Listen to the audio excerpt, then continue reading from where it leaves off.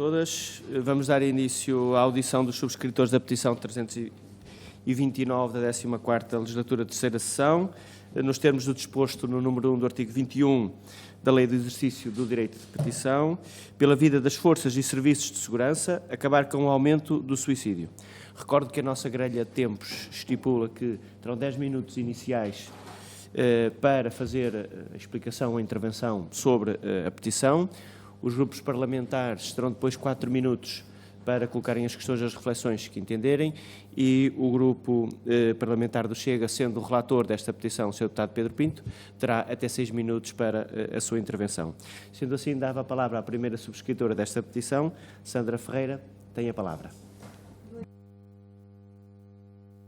Aqui, é isso. Peço desculpa. Bom dia ao Sr. Coordenador, bom dia a todos os senhores deputados presentes. Quero agradecer primeiro a oportunidade e a amabilidade por me terem recebido neste tema. Eu venho como cidadã, venho como esposa de um elemento das forças de segurança, como enfermeira, porque a nível profissional temos muitos pontos em comum e muitas vivências, e o que me faz estar aqui realmente é a preocupação que sinto em relação ao sentir na forma, na vida profissional, no contacto com a população, nas situações de violência que têm acontecido e que têm sido cada vez mais graves, e depois numa série de injustiças que têm vindo a acontecer ao longo do desempenho das funções que têm como elementos das forças de segurança. Pronto. Aquilo que pretendo, no fundo, é reforçar a necessidade de se encontrarem algumas respostas que eu considero urgentes neste grupo e, sobretudo, relativamente à questão do suicídio, porque é um problema realmente que tem vindo a acontecer e cada vez mais, e pronto, e que são elementos que trabalham para o Estado, pertencem ao Estado e defendem o Estado, não é? Pronto, eu vou começar por falar de números, porque eu acho que é um ponto de partida importante para chegarmos a algumas conclusões.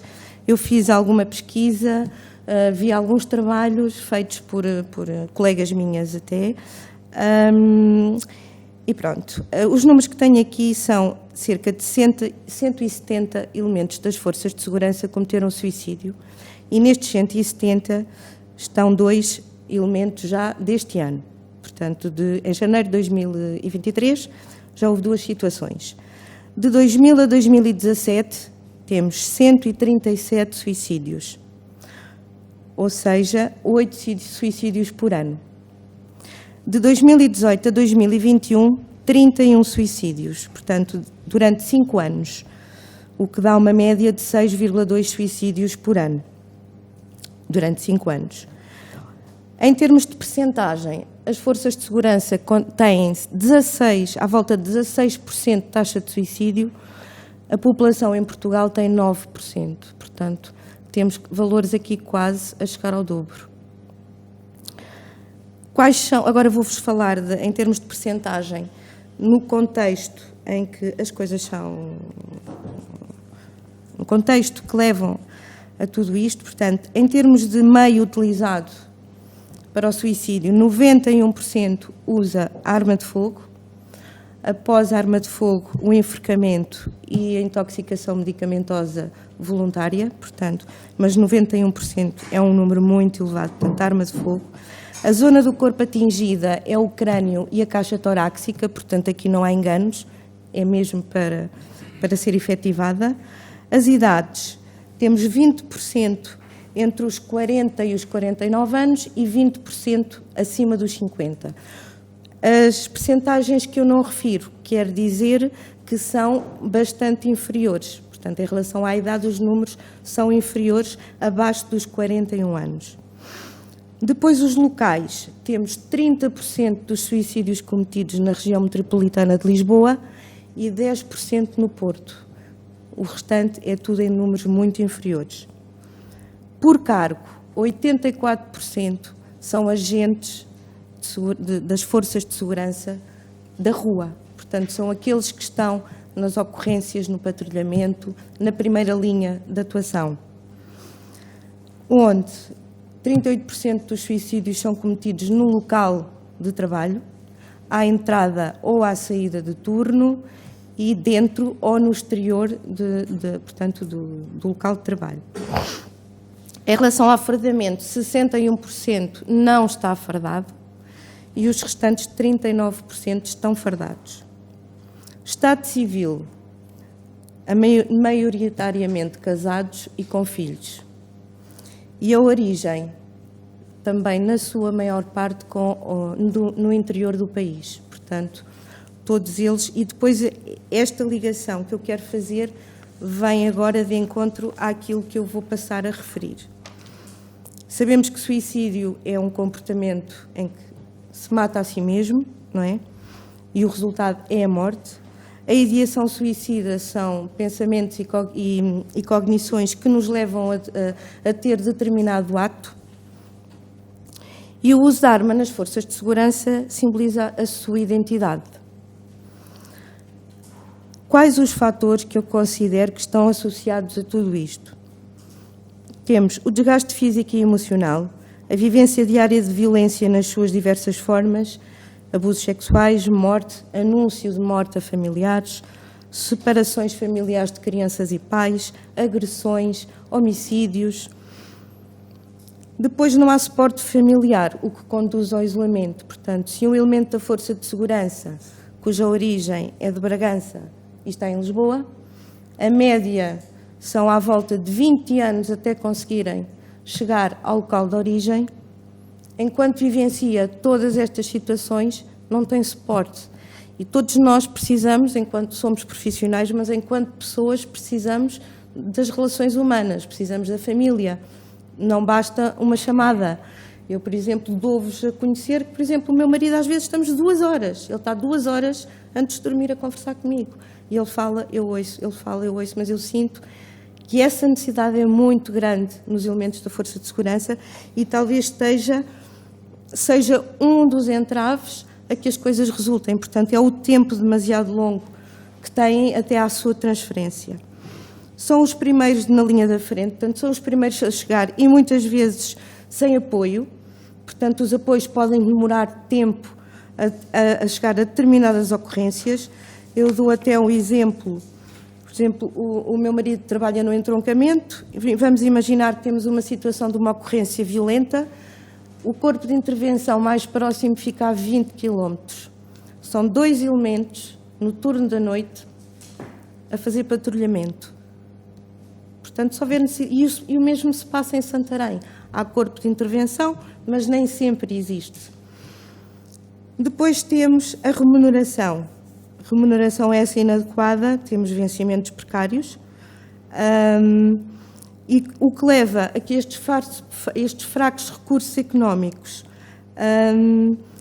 que implica a subsistência da família e a subsistência destes elementos longe de casa, implica que muitas vezes não consigam esse deslocamento até casa, porque não é em 2 ou 3 dias que se consegue ir a Bragança, por exemplo, ou à Guarda.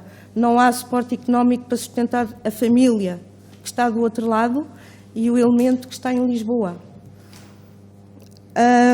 A insegurança nas condições de trabalho. Nós temos quadras velhas, envelhecidas, com cerca de 50 anos, chove lá dentro, não há aquecimento, não há manutenção, não há equipamentos de segurança adequados. O gás-pimenta caducado fora do prazo de validade, os coletes antibalísticos existem, mas são demasiado pesados se quiserem atuar, se tiverem que correr, há coletes internos que são muito mais favoráveis a isto. Depois, não há vigilância de saúde. Esta vigilância de saúde devia ser feita atempadamente, planeada, e isso não acontece. Portanto, não basta dizer preciso de apoio de psicólogo. Não. Tem que haver um planeamento, tem que haver um psicólogo que diga, neste dia eu quero ver estes elementos das forças de segurança, quero saber o que é que se passa.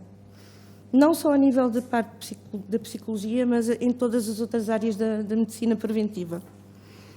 Depois, temos quadras sem elementos, sem efetivos. Como vos estava a explicar há bocado, Santarém tem uma área geográfica considerável E temos 2 polícias a fazer patrulhamento de Santarém e freguesias próximas. Isto no turno da noite. Não há efetivos, não há sentinela. A porta da polícia, das forças de segurança, neste caso a polícia, está sempre aberta durante a noite e muitas vezes está um elemento a fazer de graduado, a porta está aberta, entra quem quiser e os outros 2 elementos estão a fazer o patrulhamento da cidade. Depois temos a parte da comunicação social que não tem ajudado, penso eu. Tem tido uma exposição muito punitiva em relação à atuação de todos estes elementos e acaba por haver alguma descredibilização em relação à autoridade que eles deveriam possuir. Eu sei que o tempo está a terminar, vou acelerar. Em relação a isto, vou falar-vos também das agressões, que eu acho que é importante. Até 1 de setembro de 2022, houve 1.325 agentes das forças de segurança agredidos. E estes são números conhecidos, haverá se calhar muitos mais que não chegaram até nós.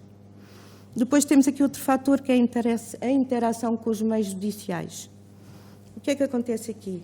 Há uma frustração muito grande relativamente às decisões que são tomadas, nomeadamente em relação aos tribunais, portanto, às penalizações, e depois à ineficiência dos procedimentos. Ou seja, vamos imaginar, eu vou dando exemplos que para mim é mais fácil, há uma detenção, essa detenção, no dia a seguir, a pessoa tem que ir a tribunal, eles correm todos os riscos e cumprem o seu papel. No dia a seguir, a pessoa que até já tem antecedentes acaba por sair em liberdade e eles voltam a passar por este ciclo inúmeras vezes. Pronto. Isto acaba por ser uma frustração muito grande para quem tenta desempenhar as suas funções o melhor que pode e depois não há reconhecimento.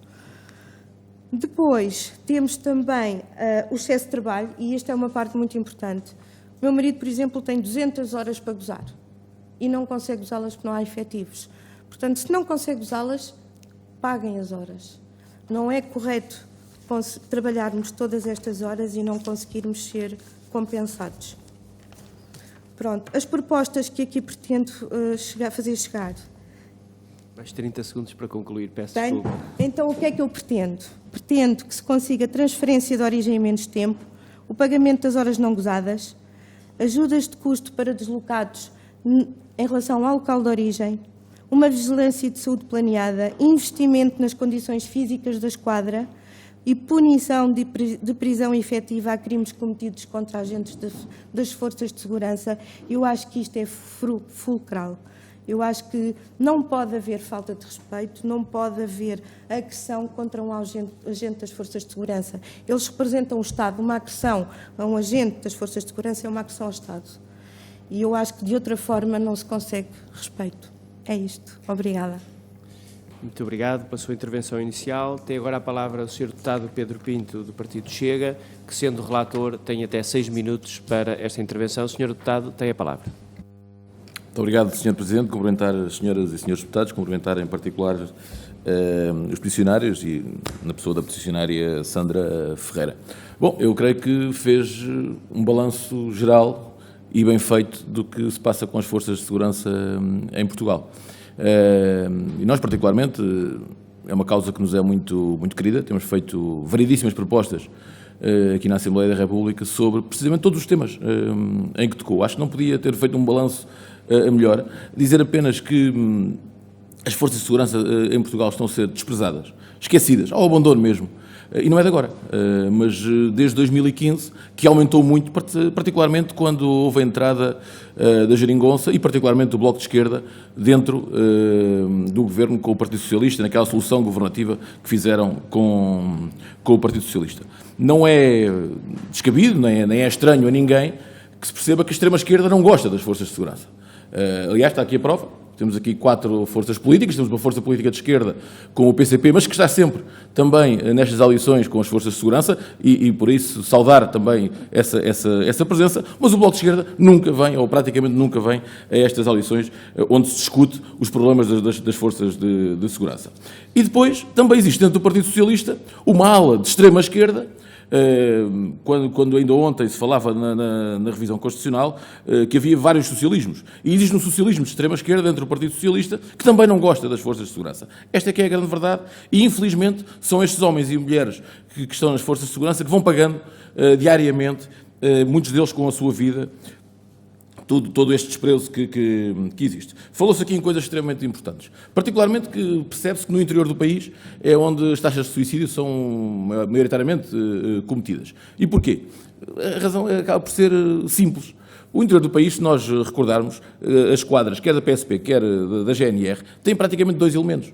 Esta é que é a grande verdade. E muitos deles não são dos locais, são que vêm de outras zonas, até muito distantes ao local onde estão colocados. E isso leva a muita coisa. E depois falou-se, e eu acho que é o ponto fundamental em relação ao suicídio, e é importante nós percebermos aqui e fazermos esta análise, porque é que se suicidam os polícias? Porque é que Portugal está no ranking, em primeiro lugar no ranking da Europa, a nível de suicídio nas forças de segurança? Eu acho que esta é a pergunta que se tem que fazer e isto, todos os grupos parlamentares têm que pensar realmente qual é a solução para isto. Existe uma coisa que nas polícias não tem acontecido muito, que é a saúde. E fala-se muito e debate-se muito a saúde mental, particularmente neste princípio do ano e no final do ano passado, fala-se muito na saúde mental e é importante as forças de segurança terem alguém também para fazer esse acompanhamento. Porque nós sabemos, e a senhora Sandra falou, e bem, que as distâncias, particularmente da família, e nós, deputados, também sentimos às vezes isso também, porque a grande maioria tem família e a grande maioria está distante, quer do seu marido, quer da sua mulher, quer dos seus filhos. E nós também sentimos isso. Agora, nós, ao fim e ao cabo, com a vida que temos ocupada, e somos bastantes, felizmente, também, não nos afeta tanto. Mas quem está sozinho, e todos os dias a pensar, e todas as horas a pensar na família, certamente que será extremamente complicado. Depois, ainda para mais, como também tocou e muito bem, o que tem acontecido com as forças de segurança. As forças de segurança arriscam a vida diariamente, têm problemas. Quando querem meter a ordem, por vezes são quase eles, entre aspas, a sociedade vê nas polícias quase os bandidos, e os criminosos são aqueles que são libertados, como disse, e quem fica mal acaba por ser o polícia, e isso dificulta muito o trabalho das forças de segurança. Há um exemplo que eu já dei nesta Assembleia, e que vou voltar aqui a referir hoje, que é o caso que aconteceu, por exemplo, em Reguengos de Monsaraz, onde 2 GNR estavam para 20 meliantes, que estavam a destruir uma esplanada, e havia agressões graves, houve inclusive um atropelamento, e foi levantado um processo, porque é que não tinham atuado. E depois, passado 2 meses, aqui em Lisboa, no Bairro Alto, houve 2 PSPs que atuaram perante o meliante e foi levantado um processo porque atuaram. Bom, então há aqui qualquer coisa que não bate certo. É que levantam-se processos porque não atuam e levantam-se processos porque atuam. Ou seja, isto é aquilo que a sociedade não consegue ver com bons olhos. Depois, falou, obviamente, e bem, da remuneração. Eu lembro-me que quando éramos crianças, e todos nós fomos crianças, mas havia sempre aquela vontade, nós gostaríamos de ir ou para polícia ou para bombeiros. As profissões que nós gostaríamos. Era raro aquele jovem da nossa altura que não gostaria que dizia, quer ser polícia, quer ser bombeiro. Agora, perguntem a um jovem se ele quer ser polícia ou se quer ser bombeiro. Não quer. Não quer porque veem diariamente a maneira como as polícias são tratadas, inclusive, como falou muito bem, na comunicação social. Porque existe uma dualidade de critérios gritante dentro da nossa comunicação social, também ela, a grande maioria, com a mãozinha da extrema-esquerda, porque está metida em muitas redações de diversos órgãos de comunicação social, e isso não pode acontecer. As forças de segurança são o baluarte da segurança do país, são aquilo mais importante que nós temos. Sem umas boas forças de segurança, nós não podemos ter um país seguro, ao fim e ao cabo, passando o pleonasmo, mas ao fim e ao cabo é o que acontece. E é extremamente importante que a sociedade caia na real, que a sociedade perceba realmente que é preciso, e particularmente o Partido Socialista, que tem a maioria absoluta neste Parlamento agora. Eu sei que o Sr. Deputado do Partido Socialista daqui a bocado vai dizer que tem ajudado muitas polícias, que aumentaram a remuneração, que tem feito um trabalho excepcional, mas eu vou-lhe recordar, por exemplo, que existe um plano de prevenção do suicídio das forças de segurança desde 2009. Este plano deveria ter sido avaliado em 2020. Sr. Deputado, peço que possa concluir. O tempo passa tão depressa, é verdade. Peço desculpa, vou já concluir. Este plano devia ter sido avaliado em 2020, mas depois veio a pandemia e veio a desculpa perfeita para o Partido Socialista nunca mais tocar neste plano. Agora, e vou terminar, Sr. Presidente, o Partido Socialista tem uma função fundamental nesta altura, tem maioria absoluta neste Parlamento, tem os outros partidos políticos a quererem defender as forças de segurança e o Partido Socialista só tem que defender estes homens e mulheres que todos os dias arriscam a vida por todos nós. Por todos nós, e volto a dizer, a segurança do país é fundamental e neste momento cabe à maioria do Partido Socialista. Se não fizerem, vão ficar com o ónus da culpa que não quiseram fazer e que não quiseram ajudar as forças de segurança. Muito obrigado e obrigado pela condescendência também do tempo. Muito obrigado, Sr. Deputado Pedro Pinto. Tem agora a palavra o Sr. Deputado Paulo Araújo Correia, do Partido Socialista. Sr. Deputado, tem a palavra. Muito obrigado, Sr. Presidente, senhoras e senhores deputados. Começo por cumprimentar naturalmente a primeira peticionária, a Sra. Sandra Ferreira, a Sra. Enfermeira, a mais delegação que a acompanho.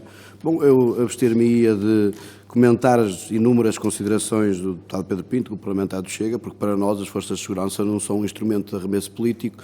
Nós não estamos aqui para fazer chincar na política em torno das legítimas preocupações e aspirações das forças de segurança. Estamos aqui para nos concentrar num problema muito concreto e muito importante que a Sra. Enfermeira aqui nos trouxe à nossa consideração. E começaria por lhes dizer que para o Partido Socialista e o Grupo Parlamentar do Partido Socialista reconhecem de forma inequívoca a exigência, a dificuldade e a dedicação e o brio com que as forças de serviço de segurança fazem o seu trabalho. Dizemos mais, nós reconhecemos a importância do vínculo de confiança que foi criado ao longo de décadas entre as forças de serviço de segurança e a nossa população e que dão um contributo essencial para que Portugal seja hoje um dos países mais seguros do mundo, como dizem os números dos Cibos Razi, mas como dizem também todos os estudos internacionais que se debruçam sobre esta matéria. Isso é também, não só por culpa das políticas de administração interna dos Cibos Governos da República, mas é também com grande empenho e grande dedicação das forças de serviço de segurança. Depois dizer que a Sra. Enfermeira toca aqui em algumas questões essenciais, nomeadamente fala no afastamento, que é real, sobretudo nos elementos das forças de serviço de segurança que estão a entrar na força, mais jovens, são colocados em Lisboa e nós sabemos também a grande dificuldade que há hoje em dia na encontrar habitação. É uma notícia que está permanentemente na ordem do dia, com a qual todos nós somos confrontados, e em particular neste caso os elementos das forças de serviço de segurança. Como saberão também, o Governo da República identificou esta preocupação, uma preocupação premente, e vai canalizar 40 milhões de euros do Plano de Recuperação e Resiliência para a construção da habitação, precisamente para ser disponibilizado às forças de serviço de segurança. É verdade que isso demora tempo, construção de raiz, como todos nós sabemos, pelo menos aqueles de nós que têm alguma experiência de vida, é exigente e demora tempo. Por isso mesmo, foi aprovada também uma resolução do Conselho de Ministros que disponibilizou imediatamente 20 milhões de euros para a compra da habitação que vai ser disponibilizada de imediato. E já não é construção, é compra, ir ao mercado, comprar e disponibilizar. Dizer também que percebemos bem a dificuldade às vezes que há do número de efetivos, mas para que possamos ter alguns dados, eu não quero com isto pintar um país cor-de-rosa, longe disso. Há certamente muito caminho a fazer, eu quero só dar nota também daquilo que vem sendo feito. E não obstante, nós ao dia de hoje somos o quarto país da União Europeia com o maior rácio de elementos de forças de serviço de segurança por 100 mil habitantes. A verdade é que foram contratados 2.400 novos profissionais durante o ano anterior, o ano 2022, e estão ainda em conclusão 2.600 novos profissionais de informação. Nós também temos consciência que outros vão saindo da força, é preciso colmatar, é preciso renovar e é preciso apostar na renovação das pessoas ao serviço das forças de serviço de segurança. Depois dizer também que, em termos salariais, há pouco foi desvalorizado, e nós sabemos que há também neste departamento muito a fazer, mas a verdade é que foi, com o Orçamento de Estado aprovado para 2023, foi feito o maior aumento da década da retribuição base das forças de serviço de segurança. Como nós sabemos, uma parte específica de risco está alocada a esta retribuição base, o que implica que o mesmo também aumente. Mais uma vez, é suficiente, é tudo o que as forças de serviço de segurança desejariam? Não, mas é preciso ir dando passos. Nós somos um governo responsável, sabemos que não dá para atender a todas as prioridades ao mesmo tempo, mas estamos, a fazer a nossa parte para fazer este caminho de valorização das condições de trabalho das forças e serviços de segurança. Depois, entrando nos termos concretos da questão de saúde mental subjacente, que é mais essa que nos traz aqui hoje esta audição. Dizer que o Sr. Deputado Chega acabou por referir, há um plano de prevenção do suicídio das forças de segurança que não deve ser desvalorizado, porque ele resultou de contributos de representantes das próprias forças de serviços de segurança com formação específica na área da psicologia, desta área de saber, mas também com contributos do professor Dr. Álvaro de Carvalho, da DGS, que é só o coautor do Plano Nacional de Prevenção do Suicídio. Depois é também que houve uma aposta no aumento dos profissionais de saúde, sobretudo na área da psicologia, alocados às forças de serviços de segurança, que eram 42 em 2015 e ao dia de hoje são 57. Mais uma vez, será este o número, se calhar, suficiente para atender a todas as necessidades? Sim. Provavelmente não. Vou já concluir, Sr. Presidente, muito obrigado.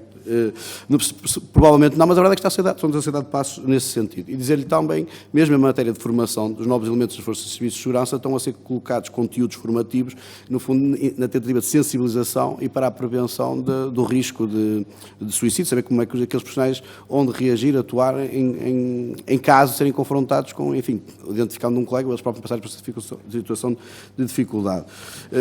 O tempo é exíguo, terminaria, Sr. Presidente, mas dando-lhe nota apenas disso, que não vivemos certamente num mundo cor-de-rosa, é preciso fazer mais pelas forças de serviços de segurança, mas também é preciso reconhecer que o Governo da República ainda dá passos significativos na melhoria das condições de trabalho. Muito obrigado, Sr. Presidente. Muito obrigado, Sr. Deputado Paulo Araújo Correia. Tem agora a palavra pelo Partido Social Democrata a Sra. Deputada Cristiana Ferreira. Sra. Deputada, tem a palavra. Muito obrigada, Sr. Presidente. Cumprimento naturalmente as senhoras e os senhores deputados e, de forma muito particular, e em nome do Grupo Parlamentar do PSD, os 2.595 peticionários da petição Vamos lutar pela vida das forças e serviços de segurança, acabar com o aumento do suicídio, e a sua primeira subscritora, aqui presente, a senhora enfermeira Sandra Cristina Ferreira, e saudá-la pelo exercício deste importante direito de cidadania. Sobre o objeto da petição, e agradecendo desde já a exposição e a intervenção inicial, dizer que, de facto, esta é uma causa que depende de todos e que a prevenção do suicídio e de outros comportamentos autolesivos nas forças de segurança é uma matéria que tem sido acompanhada pelo PSD em diversas ocasiões, com responsabilidade, e esta petição constitui mais um alerta para uma realidade vivida em todas as forças de segurança e da qual o PSD tomou boa nota de todas as considerações que hoje aqui proferiu.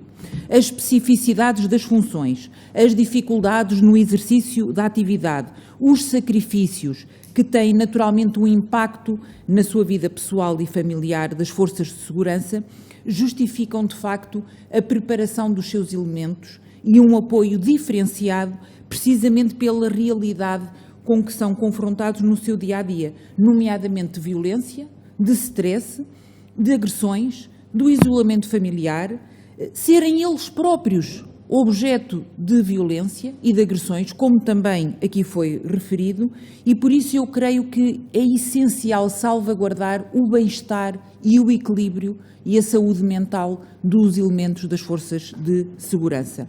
Essa circunstância justifica, de facto, por si, a elaboração e implementação de planos próprios de prevenção. É evidente que todas as questões laborais são bastante relevantes e todas elas foram aqui enunciadas de uma forma muito genérica, mas eu creio que, acima de tudo, estamos perante um grave problema de saúde pública, a saúde mental, com um impacto emocional enorme também na vida dos familiares, das pessoas próximas das vítimas e dos próprios colegas de trabalho que assistem a situações desta natureza. A circunstância de morrerem mais polícias por suicídio do que em serviço é um elemento objetivo e que nos convoca, de facto, para uma reflexão. Bem como que a maioria das vítimas são pessoas jovens, entre os 38 e os 40 anos, e que puseram termo à vida com a própria arma de serviço, e que é uma circunstância que também é particularmente chocante. E por isso eu acho que o poder político, as políticas públicas, nomeadamente de saúde mental, devem refletir que o suicídio não é aleatório, não é uma circunstância que aconteça ad hoc. Ela tem uma causa e tem uma finalidade. Um elemento de uma força de segurança, quando põe termo à vida, é porque tinha uma finalidade. E nós devemos refletir sobre isso. E, portanto, os planos de prevenção, ainda assim, e é preciso indagar, como também já foi aqui referido, da sua continuidade, da sua implementação, da sua eficácia. Nesta circunstância em particular, se não prevenirmos, não vamos conseguir remediar, porque objetivamente estamos a falar de suicídio, quando chegarmos às situações já é tarde demais. E, portanto, a prevenção será naturalmente a única forma de ir conjugando todas essas medidas que podem ser implementadas, de acompanhamento, que nos ajudam a mitigar e nós queremos debelar em definitivo este problema. Muito obrigada, Sr. Presidente. Muito obrigado, Sra. Deputada, também pelo cumprimento ao segundo do seu tempo. Tem agora a palavra pelo Partido Comunista Português, a Sra. Deputada Alma Rivera. Sra. Deputada, tem a palavra. Muito obrigada, Sr. Coordenador. Queria começar por cumprimentar a peticionária e todos os que a acompanham e que representam este conjunto de cidadãos que nos trouxe este alerta. E começava do geral para o particular e colocar que, no nosso entender, existe um problema de saúde mental no país e, como é um problema invisível, ou só tem as consequências visíveis, são as mais dramáticas, ele vai muitas vezes passando sem ter a devida resolução e nós entendemos que falta política de prevenção no verdadeiro termo da palavra. E não é mitigação dos efeitos, ou seja, quando as pessoas já estão doentes, é também percebermos quais são as razões para as pessoas adoecerem e para sentirem o que sentem. E, de facto, nós temos uma organização da sociedade particularmente cruel e podemos perceber pela incidência das taxas de suicídio, mas de burnout, de depressão, de ansiedade, etc., que isso está muito relacionado com as condições de vida e com a desvalorização das profissões e das condições de trabalho, que é onde passamos grande parte da nossa vida e é onde nos realizamos ou não, enquanto pessoas. E, portanto, de facto, essa é uma questão importante e que não é, e achei curioso, não é alheia àquilo que aqui colocou no início. Curiosamente, os profissionais de saúde são um outro setor profissional onde se verifica exatamente o mesmo problema. E por dois motivos. Um, pelo stress associado ao trabalho, não é? E pelas condições em que esse trabalho é desenvolvido, que é um trabalho, pela sua natureza, particularmente exigente, tanto nas forças de segurança como na saúde, e, portanto, mereceria ter condições mais protegidas de exercício das profissões, e não tem. Mas também pelo acesso que tem a formas de ter uma vida privilegiada, pela própria natureza das funções. E, portanto, há aqui fatores de risco efetivo que têm que ser resolvidos e em que tem que se pensar soluções. E, de facto, um dos principais fatores de risco, no caso para o suicídio, não é? Que é uma manifestação mais dramática de um problema que é a saúde mental e que é mais vasto, é precisamente o estar isolado, não ter uma rede de suporte. Isso é um elemento fundamental e afeta grandemente as forças de segurança, sobretudo porque é obrigatório nos primeiros anos ter essa deslocação e isso, de facto, cria uma situação de stress acrescido. Não por acaso nos colocou aqui a proveniência ou a origem destas pessoas, destes agentes, normalmente é fora das grandes áreas metropolitanas, mas depois os suicídios acontecem nas grandes áreas metropolitanas e, portanto, isto também nos dá alguma indicação. Portanto, nós entendemos que, para além daquilo que está, portanto, ajusante, na medida em que existe falta de saúde ocupacional, no país de forma transversal, mas nas forças de segurança em particular, e é vergonhoso que no nosso país não haja um regulamento de saúde, higiene e segurança no trabalho nas forças de segurança, que é uma coisa absolutamente inacreditável, e não foi por falta de proposta, porque só o PCP já apresentou não sei quantas vezes a proposta de um regulamento para isso, e, portanto, não é falta de material com que trabalhar, é mesmo falta de vontade, porque assim não pode haver acompanhamento. Como é que nós vamos ter um plano de prevenção de suicídio se depois não temos sequer um regulamento que estabeleça as obrigações mínimas de acompanhamento dos profissionais? E é preciso acompanhar por vários motivos. Nós temos vindo a colocá-los. Muitas vezes há notícias e as questões são debatidas pela rama e não se vai discutir a raiz dos problemas. E, portanto, é preciso um acompanhamento. Nós defendemos também que o entrosamento das forças de segurança com as comunidades com quem trabalham é fundamental, porque são parte dela e não podem ser vistas como um elemento exterior. E essa relação é importante também para a segurança das populações. E estou a perceber os sinais não verbais de que tenho que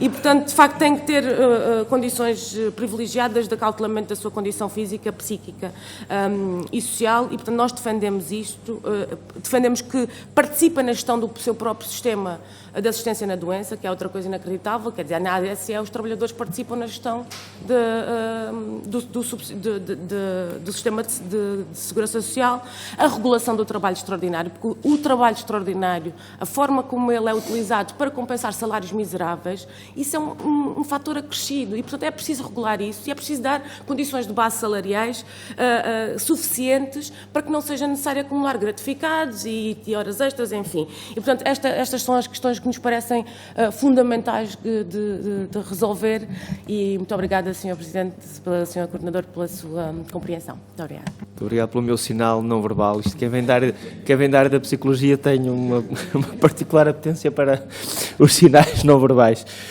Tenho agora a palavra novamente a primeira subscritora, Sandra Ferreira, 10 minutos para responder às questões, às reflexões que os diferentes grupos parlamentares entenderam colocar ao fazer. Tem a palavra. Primeiro quero dizer que gostei imenso da vossa intervenção, é a minha primeira experiência, não sei se vou continuar ou não, se calhar volto cá, não sei, mas pronto. Em relação àquilo que eu vi, considero realmente, aquilo que eu mais queria era que todos dessem a devida importância a este facto, a este fenómeno, e que arranjassem forma de o estudar e de fazerem com que algo possa mudar, porque era esse o meu objetivo. Esses estudos teriam como base as causas que levam a isto, porque nós temos números, temos estatísticas, mas não há nada que diga este agente cometeu o suicídio por este motivo. Embora eu chegue à conclusão, empiricamente, tem a ver com isto, portanto, tem a ver com as deslocações do local de origem, tem a ver com os fracos recursos económicos que têm para suportar as duas situações, tem a ver com o isolamento e a falta de apoio e a agressividade com que se debatem diariamente, embora nós tenhamos que estar treinados para isso, todos nós fazemos formação nesse sentido, mas somos pessoas que estamos aqui por trás e quando a pressão é muita e é diária, não é fácil. Pronto. Depois, penso que se calhar também uma das soluções seria tentarem que a descentralização se desse, porque todos vêm para Lisboa, acabam a formação, estão aqui durante 20 anos, é muito tempo. 20 anos é uma vida. Muitos elementos, quando saem daqui e vão para o local de origem, os filhos saem para a faculdade. E mais, temos uma taxa de divórcio muito elevada. Porque quando eles chegam a casa, já não há casamento. Portanto, vai deixando de haver ligação. E pronto, por exemplo, tenho aqui um caso que, por exemplo, em 5 anos, houve uma chamada para uma consulta de psicologia. Por acaso está bem, mas se não tivesse, poderia ter acontecido alguma coisa, não é? Pronto, aquilo que eu vos peço, e de coração, é que não deixem que esta minha intervenção caia no vazio. Que façam alguma coisa, para mim já era bom ter tomado esta iniciativa e acho que eles merecem ser tratados com mais dignidade, com mais valorização. E aquilo que eu imagino é como é que o país funcionava se eles de repente se retirassem. Talvez fosse o caos, não é? Depois... vou terminar, talvez seja assim uma forma um bocado irónica, mas é verdade, é aquilo que eu sinto e é isso que venho cá fazer. Enquanto o roubo de uma galinha for mais importante que a punição a um agente das forças de segurança, nada vai mudar. E isto tem a ver com um acontecimento que houve, de um senhor que roubou uma galinha, que era vizinho de um senhor magistrado. O senhor apanhou a galinha, pensava que a galinha era dele e levou a galinha para casa. O senhor magistrado achou que o vizinho lhe tinha roubado a galinha e obrigou o senhor a pagar 2.000 euros de indemnização. Portanto, enquanto se der importância, não é que a galinha não seja importante, a galinha é importante. Agora, enquanto se der importância a isto e não se der importância a quem corre riscos diariamente para manter a segurança e a proteção de todos, não chegamos a lado nenhum. Muito obrigada. pronto, e dou por terminada. Peço só que desligo. Muito obrigado pela sua intervenção final. Damos assim por concluída a audição da petição 329, pela vida das forças e serviços de segurança acabar com o aumento do suicídio, que seguirá agora os seus trâmites legislativos. Agradeço às senhoras e aos senhores deputados e agradeço à primeira subscritora, Sandra Ferreira, dizendo que naturalmente o Parlamento está sempre disponível para as iniciativas dos cidadãos e, portanto, esperamos que esta também possa ter sido uma experiência gratificante desse ponto de vista. Muito obrigado. Muito obrigada.